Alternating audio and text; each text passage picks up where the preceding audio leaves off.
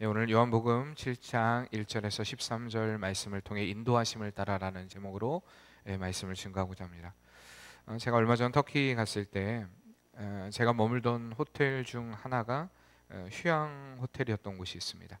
건물이 한 동이 아니라 휴양 호텔이라 여러 동으로 구성이 되어 있었는데, 제가 아침에 식사를 하기 위해서 이렇게 중앙동으로 이동을 하려고 문에서 나와 계단을 내려가려고 하니까 목사님이 엘리베이터 타고 가 그러더라고요. 그래서 계단으로 내려가도 되는데, 왜냐면 2층이었거든요. 한 층만 내려가면 되는데 엘리베이터를 타고 가자고 하셔서 엘리베이터를 기다리고 있었고, 다른 부분은 계단을 통해서 내려갔습니다.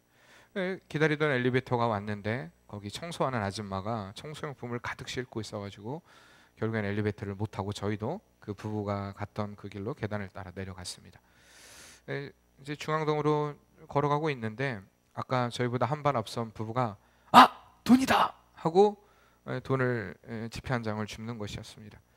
저는 순간 아까 목사님이 제가 계단으로 가자고 했을 때 계단으로 갔으면 그 돈은 내가 줍는 건데 라는 생각이 들더군요. 목사님은 벌써 앞으로 가서 얼마예요? 이렇게 물어보시더라고요. 얼마냐면 얼마 안 돼요 그러면서 20리라예요 얘기하더라고요. 자, 이게 그 20리라입니다. 이게 얼마쯤 될까요? 우리나라 돈으로 맞히신 분 제가 드리겠습니다. 얼마 될까요? 2만 원. 네, 뭐 경매하는 것 같습니다. 이게 얼마 될까요? 만 원. 네, 두 장 있는데 제가 두 장 가져왔는데 뭐한 우리나라 돈으로 5,700원 정도밖에 되지 않습니다. 작은 돈입니다.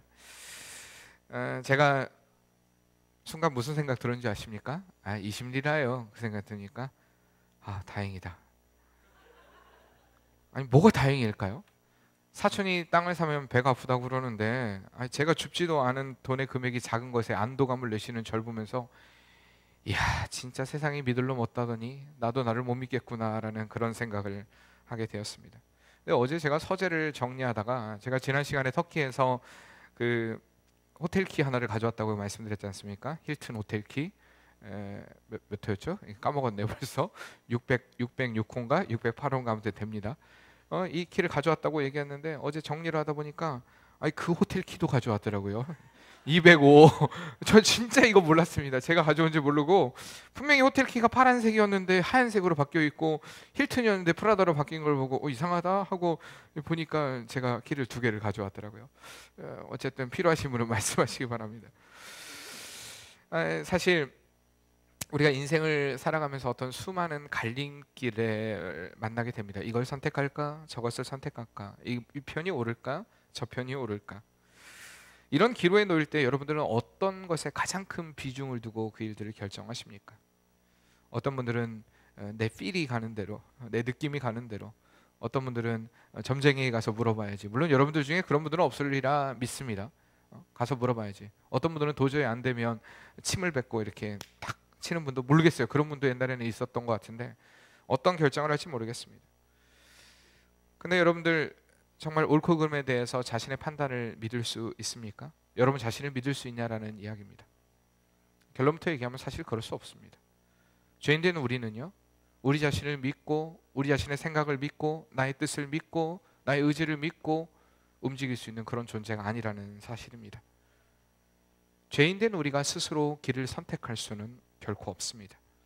그렇기 때문에 우리 인생에서 정말 올바른 방향을 선택하기를 원한다면 하나님의 인도하심을 따라야 합니다. 아멘이십니까? 그러나 분명히 이것은 결코 쉬운 일은 아닙니다. 많은 결단이 필요하고요, 많은 내려놓음이 필요하고 자기 부인을 통한 그 십자가를 지는 일들이 우리에게 필요한 것입니다. 오늘 본문을 통해 예수님께서 어떻게 하나님의 인도하심을 따르는 삶이 어떠한 삶인가를 몸소 보여주고 계시는 말씀이 바로 오늘 본문의 말씀입니다. 우리가 이 말씀을 통해서 예수님의 그 모습을 통하여서 하나님의 인도하심을 따르는 삶이 어떠한 삶인가, 어떻게 하나님의 그 인도하심을 온전히 따를 수 있는 것인가를 우리가 말씀을 통해 같이 은혜를 나누고자 합니다. 먼저 첫 번째로 하나님의 인도하심을 따르려면 하나님의 방식으로 일하는 것이 중요합니다.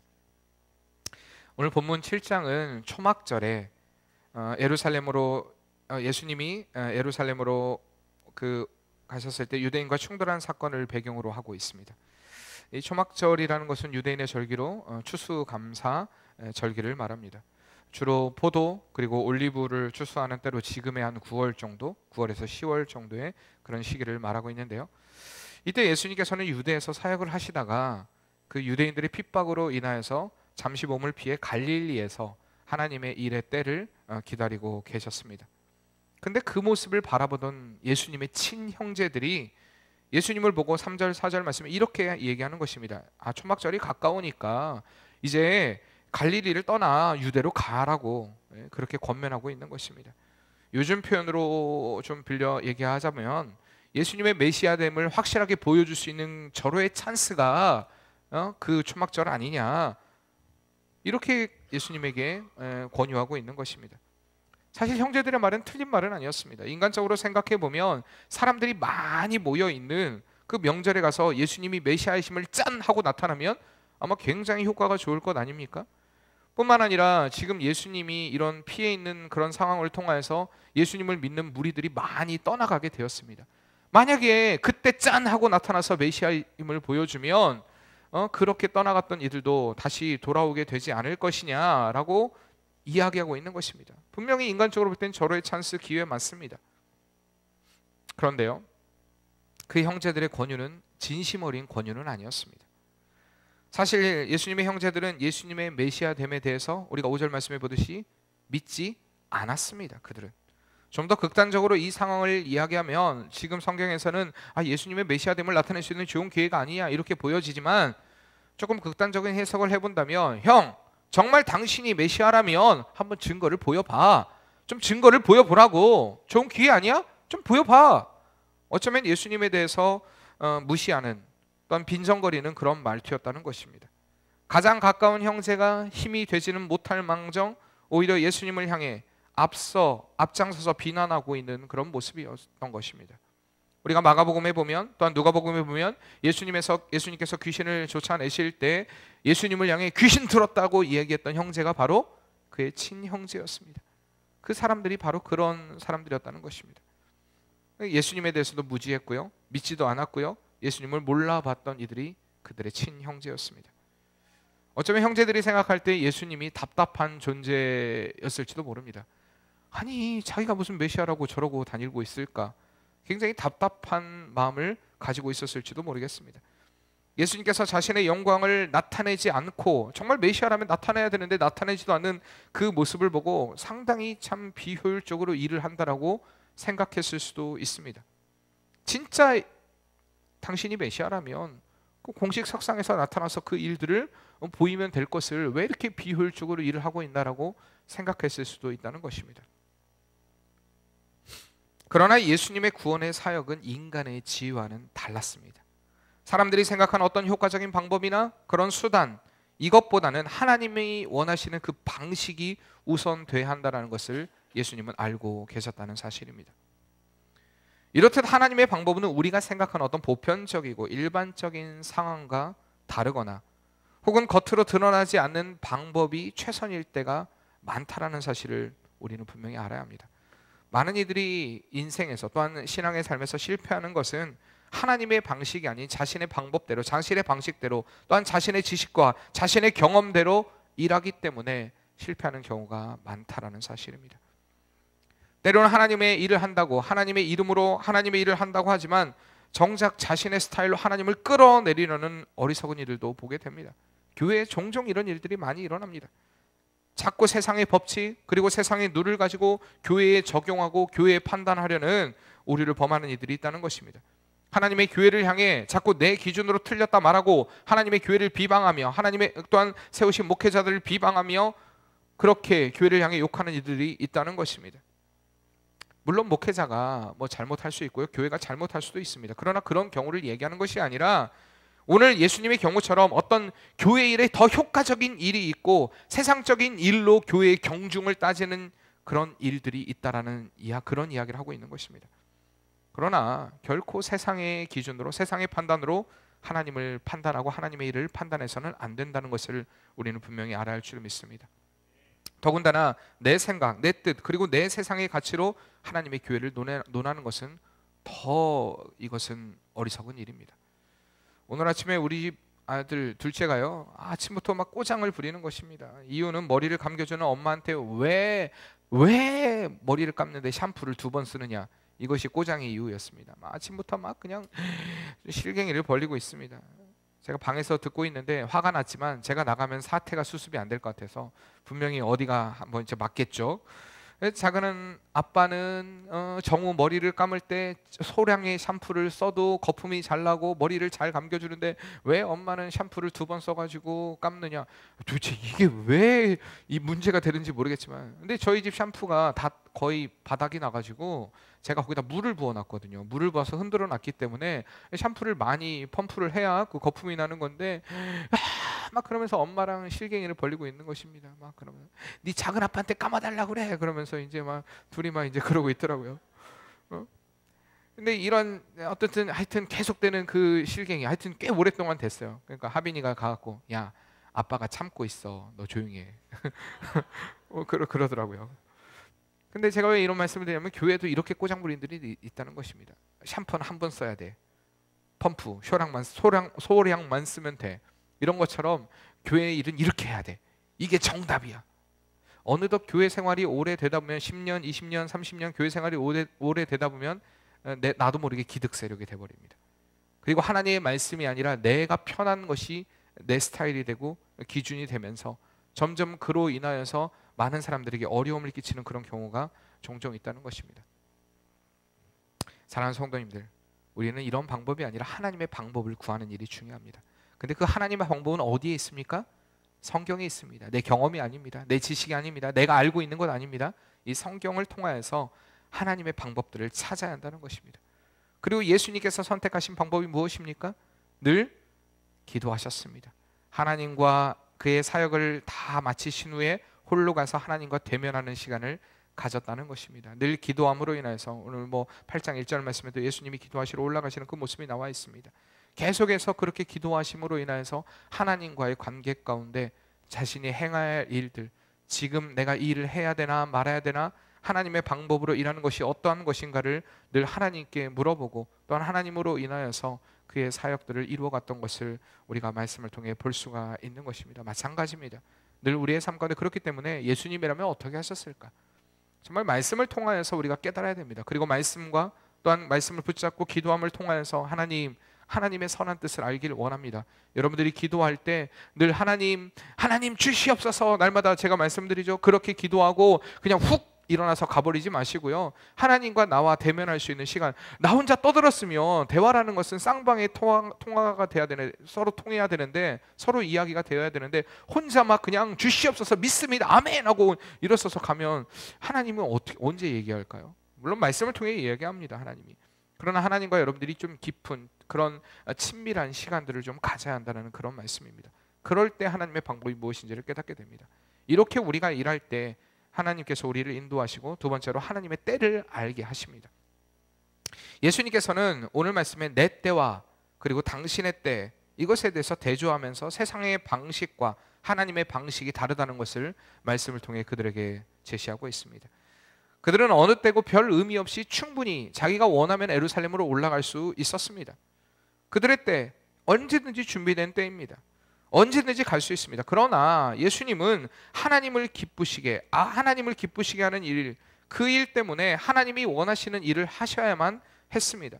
늘 하나님과 기도로 대화하셨던 예수님은 아직 그때 하나님의 때가 이르지 않았고, 아직 대중들에게 자신을 나타내야 될 십자가의 때가 되지 않았음에 대해서 말씀하고 있는 것입니다. 그렇기 때문에 이 요한은 요한복음 2장 4절, 7장 6절, 8절, 30장 말씀 30절 그리고 8장 20절 말씀들을 통하여서 이 예수님의 때가 아직 이르지 아니하다라고 말씀하시는 것을 계속 반복해서 이야기하는 것을 보게 됩니다.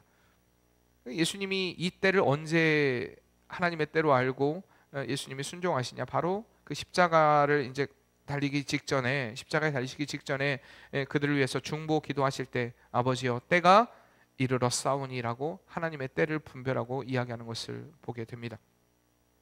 전도서 3장 1절에 보면 천하의 범사가 기한이 있고 모든 목적이 이룰 때가 있다라고 말씀하고 있습니다. 모든 일에는 하나님의 때가 있다는 것입니다. 그렇다고 해서 무조건 하나님의 때가 있어 그냥 기도해야 돼, 가만히 앉아 있으면서 기도하는 것이 믿음인 것처럼 생각하는 건 잘못된 것입니다. 내가 급하든 급하지 않든 중요한 것은 하나님의 때에 따라 일하는 것이 중요하다는 것입니다. 하나님이 이끄시는 그 역사, 그 순리를 따르는 것이 중요하다는 사실입니다. 예수님의 사역을 보면 어떤 무질서나 정렬, 어떤 충돌적으로 일하지 않았습니다. 우리가 세상의 일을 하다 보면 또 교회 일도 마찬가지입니다. 막 충동적으로 어떤 일들을 하는 이들을 보게 됩니다. 근데 예수님의 사역을 보면 충동적으로 어떤 일들을 하지 않으셨습니다. 하나님의 때에 따라 이동하면서. 그렇다고 해서 급하게 하나님의 역사가 일어나지 않습니까? 아닙니다. 예수님의 옷자락을 만졌던 여인이 바로 낫기도 합니다. 그런 기적들이 일어나죠. 예수님을 바라보고 예수님을 붙잡기만 해도 내가 나으리라는 그 믿음을 가진, 또한 예수님이 지나가다가 예수님이 바라봤던, 우리가 저번 시간에 얘기했던 삭개오를 바라보면서 내가 오늘 내 집에 유의하겠다, 들어가야 너랑 같이 식탁을 좀 나눠야겠다라고 이야기하시기도 하십니다. 이런 것들을 충동이라고 얘기해서는 안 되겠죠. 그러니까 하나님의 때에 따라 움직이다 보면 하나님께서 해야 할 일들을 우리에게도 분명히 보여주십니다. 그러니까 때를 따라 일하는 것이 중요하다는 것입니다. 이것이 믿음이고 이것이 지혜입니다. 당시에 유대인들이 예수님을 잡아 죽이려고 하던 그런 때였습니다. 굉장히 급박하게 돌아가는 상황이었고 앞으로 어떤 일이 일어나게 될지 모르는 어떤 그런 위기 가운데 분명히 있는 상황이었다는 것입니다. 그러나 십자가의 구원의 사역까지는 아직까지 예수님은 시간이 필요하다는 것을 알고 계셨습니다. 분명히 급박하게 돌아가는 그런 상황이었지만 나의 인간적인 어떤 완벽한 때, 내가 생각하는 그 때가 아니라 하나님의 때를 인내하면서 기다렸다는 것입니다. 이렇게 능력자이신 예수님도 하나님의 때를 기다리면서 갈릴리에 머무셨다면 우리는 어때야겠습니까? 하나님의 때가 이르도록 충분히 인내해야 합니다. 늘 그 때를 기다리면은 반드시 인내가 동반이 됩니다. 그렇지 않습니까? 하나님의 일을 기다릴 때는 인내가 동반됩니다. 그렇게 인내하며 나아갈 때 하나님께서 우리에게 사인을 주십니다. 제가 또 이따가 그 왜 그렇게 어떻게 사인을 주시는지를 얘기를 하겠지만 7절에 보면 예수님은 형제들을 향해 세상이 너희를 미워하지 아니하되라는 것을 말씀하는 것을 보게 됩니다. 분명히 세상은 형제들을 미워하지 않았습니다. 왜냐하면 그들도 세상의 일부였기 때문입니다. 그러나 예수님은 세상에 속하지 않으신 분이기 때문에 미움을 당하십니다. 예수님은 빛으로 이 세상에 오셔서 그들의 죄악과 반역을 지적하셨기 때문에 그들에게 미움을 받습니다.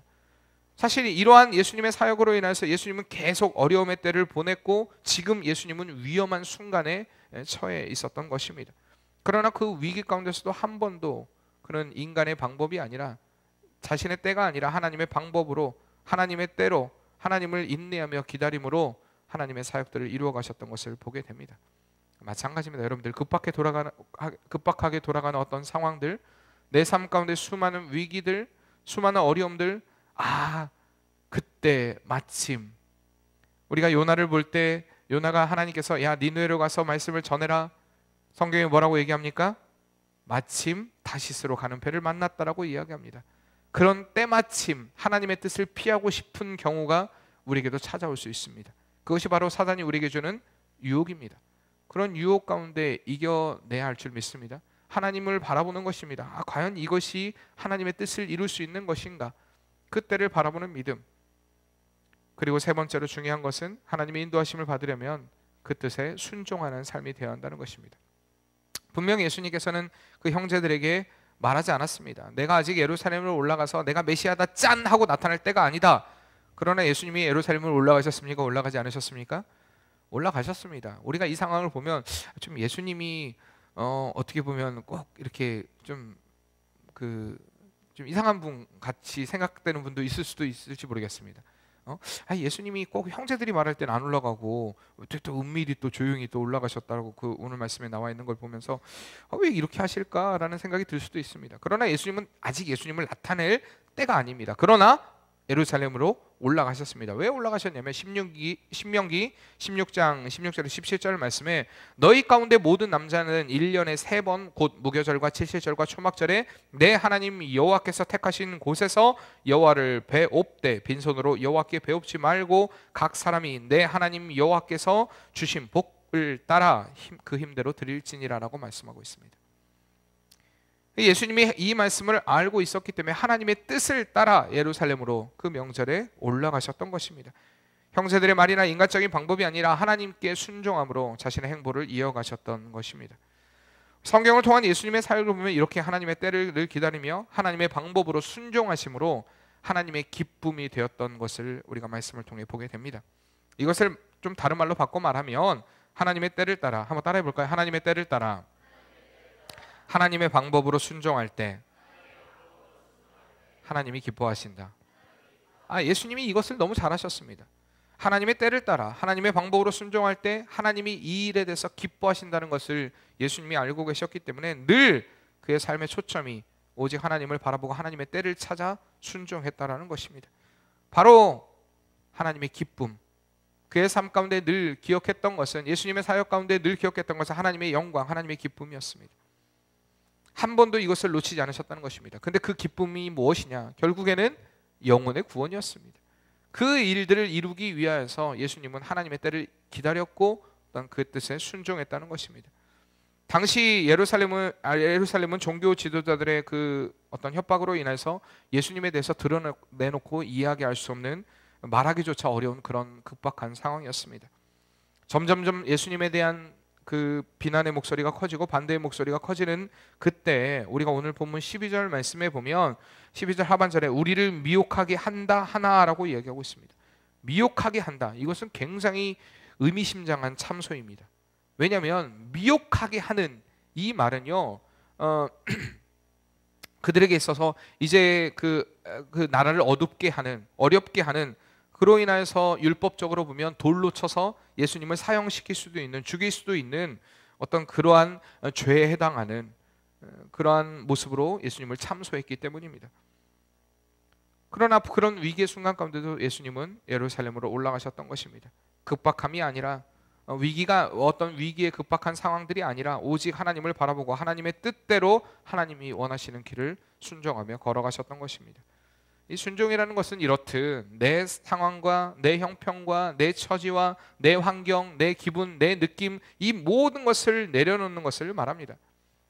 요즘 신앙인들은 순종에 대해서 사실 잘 알지 못합니다. 순종이라고 이야기를 하지만 이렇게 얘기합니다. 내가 준비가 되면, 내가 기회가 되면, 내가 시간이 되면, 내 형편이 되면, 내 때가 되면 내가 그때 하나님께로 나아가겠다라고, 저는 이런 고백을 하는 사람들을 정말 많이 보게 됩니다. 뭐 목회자부터 시작해서요, 누구에 이르기까지 다 이런 고백들을 너무 쉽게 얘기합니다. 내 때가 되면, 내가 준비가 되면 나아가겠다. 그러면서 하나님께 순종한다고 이야기합니다. 사랑하는 성도님들, 아직 준비가 되지 않았어도 지금이 하나님께서 순종을 요구하시는 때일 수 있습니다. 지금은 아니었으면 좋겠는데, 정말 지금은 아니었으면 좋겠습니다, 주님. 그러나 바로 지금이 하나님께서 요구하시는 그때일 수 있다는 사실입니다. 요한복음 22장 42절에 예수님께서 하나님의 때가 이른 줄 아시고 이렇게 기도하십니다. 이르시되 아버지여, 만일 아버지의 뜻이거든 이 잔을 내게서 옮기시옵소서. 그러나 내 원대로 마오시고 아버지의 원대로 되기를 원하나이다. 어떤 사람들은 예수님 하나님이시니까 그 십자가의 고통쯤이야 뭐 가볍게 쉽게 이겼을 것이야 라고 얘기합니다. 자, 예수님은 하나님이셨습니다. 그러나 예수님은 또 누구셨습니까? 인간이셨습니다. 완전한 인간이셨습니다. 어떤 신학교에서 질문을 합니다. 예수님이 몇 퍼센트 인간이고 몇 퍼센트 하나님이셨을까요? 많은 답들이 나왔습니다. 많은 사람들 중에 많은 대답이 50은 하나님, 50은 인간, 뭐 80은 하나님, 20은 인간. 자, 예수님은 몇 프로 하나님이셨습니까? 100% 하나님이셨습니다. 몇 퍼센트 인간이셨습니까? 100% 인간이셨습니다. 그렇기 때문에 인간이 당하는 고통, 인간이 당하는 어려움, 인간이 당하는 환난, 인간이 당하는 슬픔, 아픔, 모든 것을 다 아셨던 분입니다. 그분이 십자가를 지는 것, 우리가 생각하는 것처럼 하나님이시니까 쉽게 십자가를 지셨겠지가 아닙니다. 우리 인간이 당하는 그 고통을 다 당하시는 것입니다. 그렇기 때문에 하나님 앞에 기도하기를, 주여, 아버지여, 하나님이시여, 하나님의 뜻이여든 이 잔을 내게서 옮겨 주시옵소서. 그러나 나의 원대로 마옵시고, 그러나 나의 원대로 마옵시고 내 뜻이 아닌 아버지의 뜻대로 되기를 원합니다라고 이렇게 기도하신 것입니다. 사랑하는 성도님들, 바로 이것이 순종입니다. 내가 원하는 때, 내가 원하는 시간에, 내가 원하는 일을 하는 것이 순종이 아니라 하나님의 기준에 맞춰서 하나님의 방법으로 하나님의 때에 하나님께 순종하는 것, 그것이 바로 진짜 순종이라는 것입니다. 도저히 이길 수 없고 도저히 감당할 수 없고 도저히 감당하지 않고 싶은 일이라도 그것이 하나님의 뜻이라면 오늘 우리는 지금 이 순간 이 시간 바로 순종해야 할 줄 믿습니다. 그러나 우리가 이 세상을 등지고 십자가를 지는 길이, 순종하는 일이 사실 말처럼 쉽진 않습니다. 우리가 늘 부르는 찬양 중에 부름받아 나서니 뭐 어디든지 가오리다 라고 얘기합니다. 근데 사실 이 찬양 신학생들이 부를 때마다도 늘 생각을 한다고 합니다. 저도 역시 많이 생각합니다. 부름받아 나서니 뭐 어디든지 가야 할까? 여러분, 사실 이 심정 아닙니까? 우리의 심정이 정말 어디든지 가오리다 라고 얘기하지만 진짜 가야 할까? 꼭 그 길을 걸어가야 할까? 꼭 그 일을 선택해야 될까? 우리의 삶 가운데 하나님께 얼마나 수많은 질문들을 던집니까? 왜 이스라엘 백성들이 광야에서의 40년의 생활들이 살 수밖에 없었습니까? 하나님의 나라에, 하나님이 약속하신 그 가나안에 들어갈 만한 준비가 되어 있지 않았기 때문입니다. 어쩌면 여러분들이 하나님의 그 은혜의 복들을 받아 누리지 못하는 그 이유가 무엇이냐? 바로 하나님께 순종해야 될 그때, 하나님, 나 그 일은 지금 감당하기 힘듭니다. 나 어렵습니다. 내가 진짜 이 일만 아니고, 내가 이 상황만 아니고, 이것만 아니면 내가 그 일을 감당하기를 원합니다. 혹시 하나님께 여러분 이렇게 기도하고 있지 않습니까? 여러분, 하나님보다 우선순위로 놓는 그 모든 것들을 내려놔야 할 줄 믿습니다. 예수님은 그 모든 것들을 내려놓고 하나님의 뜻에 순복했습니다. 우리가 주님을 따르는 성도의 삶을 살아감에 있어서 하나님보다 우선순위로 놓고 살아가는 것이 있다면, 그것이 무엇이든 내려놓지 못하면 진짜 예수님의 길을 따라갈 수 없습니다. 진짜 성도의 삶을 살아갈 수가 없습니다. 아니, 어쩌면 그는 가짜일 수 있습니다. 여러분들, 하나님보다 우선순위가 되는 것이 무엇입니까? 혹시 내 자녀입니까? 내 직업입니까? 내 남편입니까? 내 아내입니까? 여러분, 그것이 무엇입니까? 다 내려놔야 합니다. 다 내려놔야 합니다. 그리고 하나님의 편을 1번으로 선택해야 됩니다. 하나님의 편을 1번으로 선택하고, 하나님, 내가 주님께 내어 맡깁니다. 나의 삶을 내어 맡깁니다. 우리 청년들, 학생들 마찬가지입니다. 내가 하고 싶은 것이 있습니다. 그러나 그것이 하나님의 뜻인가? 내가 그것을 위해서 하나님을 포기하고, 내가 하나님, 나중에 이 일이 준비가 되면 내가 그때 하나님께 순종하겠습니다. 어쩌면 그때는 늦은 때일 수 있습니다. 바로 지금이 하나님께 꿇어 엎드려야 될 그때인 줄 믿습니다. 하나님은 그런데 우리의 이런 연약함을 아셨습니다. 야, 너 인간의 힘과 인간의 의지로는 이 일들을 감당할 수 없다는 걸 아셨기 때문에 로마서 8장 26절 말씀해 보니까, 이와 같이 성령도 우리의 연약함을 아시나니 우리가 마땅히 빌 바를 알지 못하나 성령이 말할 수 없는 탄식으로 우리를 위하여 친히 간구하신다라고 말씀하십니다. 그 성령이 우리를 도와주십니다. 하나님이 너무나 우리를 잘 알고 있었습니다. 네 힘과 네 능력으로 이 세상을 살아갈 수 있는 힘이 없다라는 것을 너무나 잘 아셨기 때문에, 여러분들의 힘과 여러분의 능력으로 이 세상을 승리할 수 없다라는 것을 너무나 잘 아셨기 때문에 약속하신 보혜사 성령을 우리에게 보내주심으로 인하여서, 그 성령을 통하여서, 또한 그분의 간구를 통하여서, 탄식을 통하여서 우리가 하나님의 편을, 하나님의 길을 선택할 수 있도록, 그 길을 걸어갈 수 있도록 우리에게 돕는 성령을 우리 안에 주셨다는 것입니다. 오늘 그 성령의 인도하심이 하나님께로 나아가는 복된 순종의 걸음되는 그 은혜가 사랑하는 성도님들의 삶 가운데 있기를 바랍니다. 그러므로 인해서 우리의 삶이 늘 그리스도 예수를 좇아 하나님의 뜻을 이루고 하나님의 기쁨이 되는 그런 복된 삶이 됨으로 인해서 우리 맑은 샘 공동체가 정말 하나님의 역사를 일으키는 교회, 하나님의 살아계심을 나타내는 교회, 하나님의 그 인도하심이 우리의 모습을 통하여서 보일 수 있는, 오늘 새벽에도 그런 말씀을 드렸는데, 그러므로 우리 삶을 통해 그리스도 예수의 향기가 늘, 예수의 냄새가 늘 드러나는 그런 복된 삶이 오늘 우리의 삶이 되어야 할 줄 믿습니다. 우리가 그 주님께 이렇게 결단함으로 이 시간에 우리 같이 찬양하도록 하겠습니다. 주님 손에 맡겨드리리 나의 삶 주님께. 주님 손이 나의 삶 붙드네. 나 주의 것 영원히. 내가 믿는 분 예수, 내가 내가 속한 분 예수 삶의 이유 되시네 내 노래 되시네 내가 믿는 분 내가 믿는 분 예수 내가 속한 분 예수 삶의 이유 되시네 내 노래 되시네 전심으로 경배하리 경배하리 경배하리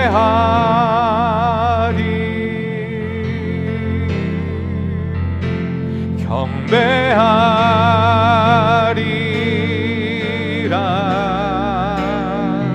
경배하리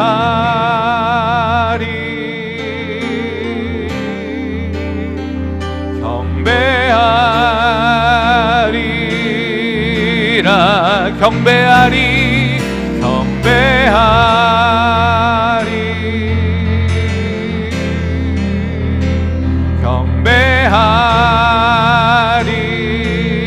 경배하리라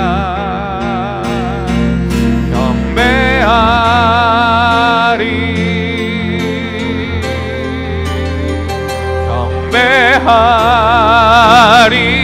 경배하리라 내가 믿는 분 내가 믿는 분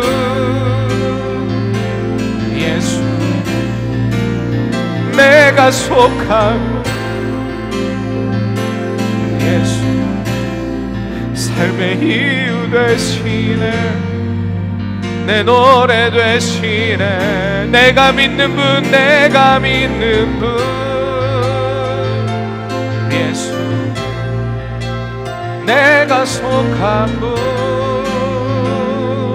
예수 삶의 이유 되시네 내 노래 되시네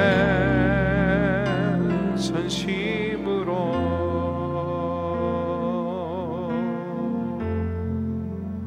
내가 믿는 분 예수 내가 속한 분 예수 삶의 이유 되시네 내 노래 전심으로 우리가 시간 기도할 때 하나님 우리의 삶에 너무나 많은 순간 주님을 이유 삼지 않고 하나님 우리의 삶의 전부 삼지 않고 믿음의 길을 선택하지 않은 그런 어리석은 인생을 살아왔습니다. 주님 용서하여 주시옵소서. 우리가 오직 하나님의 편을 선택하며 오직 주님을 좇아 하나님의 영광이 되고 하나님의 기쁨이 되는 복된 성도의 삶이 우리의 삶을 통해 이루어지게 도와주시옵소서. 우리가 다시 한번 결단함으로 주 앞에 기도하겠습니다. 사랑의 하나님